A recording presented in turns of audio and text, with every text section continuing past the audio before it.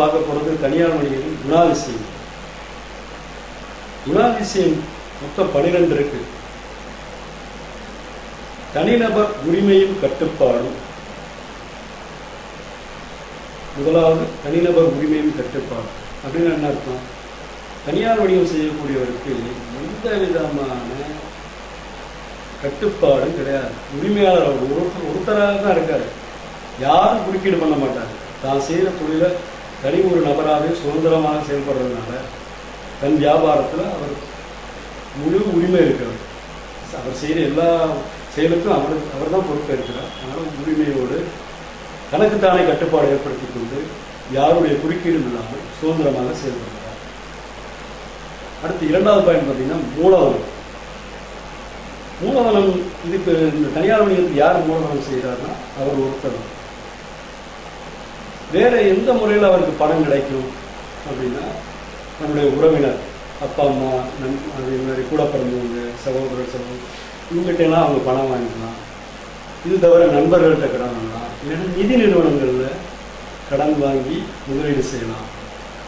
இந்த மாதிரி செய்யக்கூடிய முதலீடு பெரும்பாலும் தனியார் வணிகத்தை பொறுத்தவரை சிறிய அளவாகவே இருக்கும்.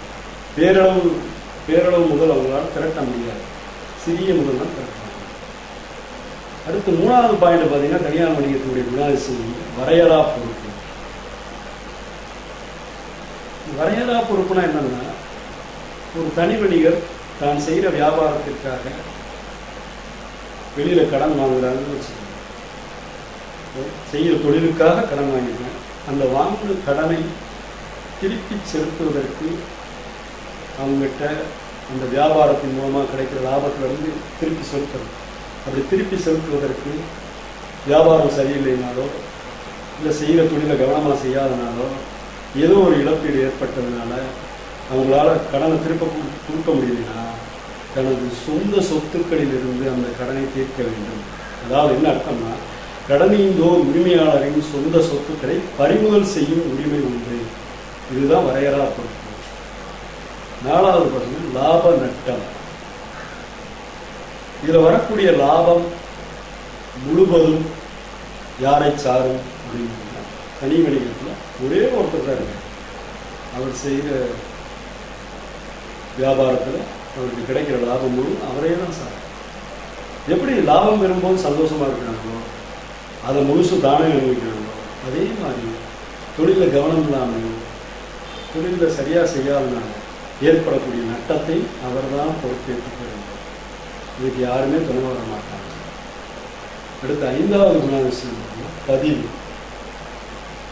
இது தனியார் வணிகத்தை பொறுத்தவரை பதிவு செய்ய வேண்டிய அவசியமே இல்லை. பதிவு செய்ய முடியாது. எந்த சட்ட சிக்கல் இல்லாமல் உடனடியாக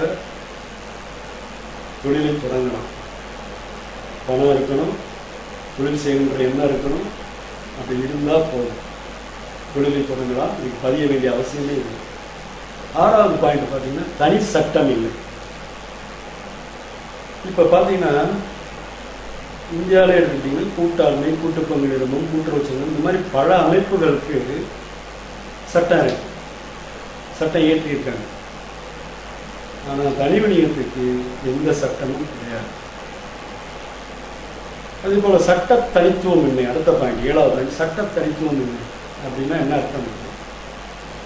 தனி வணிகத்தை பொறுத்தவரை அவர் தான் பணம் போட்டிருக்கார், அவர் தான் உரிமையாளர். அதனால அவரும் அவர் செய்கிற வியாபாரமும் ஒன்றாதான் கருதப்படும். கூட்டு பங்கு நிறுவனத்தில் எடுத்துக்கிட்டிங்கன்னா கூட்டு பங்கு நிறுவனத்தில் அதாவது உரிமையும் நிர்வாகமும் தனித்தனியாக இருக்கு. ஆனால் தனி வணிகத்தை பொறுத்தவரை உரிமை நிர்வாகத்தை பிரிக்க முடியாது. அடுத்து 8வது பாயிண்ட் வாழ்வு. வாழ்வை பொறுத்தளவில் தனியார் வணிகத்துக்கு வாழ்வு என்பது உரிமையாளரை பாதிக்கக்கூடிய எந்த ஒரு விஷயமும் வணிகத்தையும் பாதிக்கும். உதாரணத்துக்கு அவர் தொழிலை சரியாக செய்யலை, திறன்பட செய்யலை, இல்லை அவரை இறந்து போயிடுறார், இறந்த பிற்பாடு பார்த்தீங்கன்னா அவருடைய வாரிசு சரியில்லை, இப்படி எந்த இந்த சூழ்நிலைகள் எல்லாமே தொழிலை முடிவுக்கு கொண்டு வந்துவிடும். அதனால் தனியார் வணிகத்தில் வாழ்வு நிரந்தரமானது அல்ல. அடுத்து பார்த்தீங்கன்னா எளிமை. எளிமை ரொம்ப சிம்பிள். இந்த தொழிலை தொடங்குறது ரொம்ப ஈஸி. எவ்வளோ ஈஸியாக தொழில் தொடங்குறாங்களோ அது எவ்வளோ சிரமமாக ஈஸியாக கலைச்சிடலாம், உடனே கலைக்கும். தொடங்குவது கலைப்பது இதுக்கு எதுக்குமே சட்டத்திட்டம் எதுவுமே கிடையாது. பணம் படைத்த இடம் எவ்வளோ நம்மகிட்ட இருக்கிற பணத்தினுடைய அளவை பொறுத்து தான் விரும்புகிற தொழிலை, தனக்கு தெரிந்த தொழிலை தைரியமாக தொடங்கலாம். நினைச்ச நேரத்தில் அந்த தொழிலை விட்டு விலகிட்டு வேறு தொழில் பண்ணலாம். அதனால தான் இது மிக மிக எளிதான அமைப்பு. அடுத்து பார்த்தீங்கன்னா 10வது உள்ளூர் வியாபாரம். இது என்னன்னு கேட்டீங்கன்னா அந்தந்த பகுதியில் உள்ள நுகர்வோருடைய தேவையை பூர்த்தி செய்வதற்காக அந்தந்த பகுதியில் அவங்களுடைய தேவைக்கேற்ற மாதிரி செய்யக்கூடிய தொழிலமைப்பு இந்த தொழிலமைப்பு. அதனால இதுக்கு பேர் உள்ளூர் வியாபாரம். அதுக்கடுத்து பார்த்தீங்கன்னா சுய வேலைவாய்ப்பு. இதில் என்னன்னு கேட்டிங்கன்னா ஒருத்தர் வேலைக்கு போகணும், வேலை பார்க்கணும்னு வச்சுக்கோங்க. கரெக்டாக 10 மணிக்கு போய் நிற்கணும். ராத்திரி 8 மணிக்கு தான் வேலையை விட்டு விடுவாங்க. 8 மணி நேரம் 10 மணி நேரம் அங்கே வேலை பார்க்கணும்.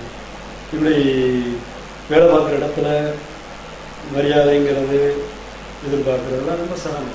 அதை செய்த இதே இது தனி வணிகம் பண்ணியாச்சுன்னா தான் செய்த தொழிலுக்கு தானே முதலாளிங்கிறதுனால என்ன செய்யலாம், அவர் ஆர்வத்தோட அதிக நேரம் உழைப்பார்.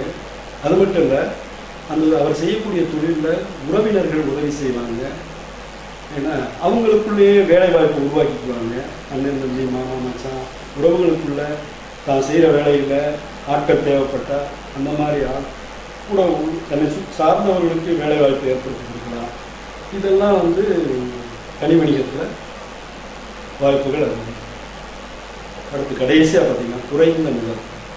அதாவது வியாபாரம் செய்கிறதுக்கு தேவையான தொழில்நுட்ப அறிவை வளர்த்து கொண்டால் சிறிதளவு முதல் இருந்தாலே போதும்.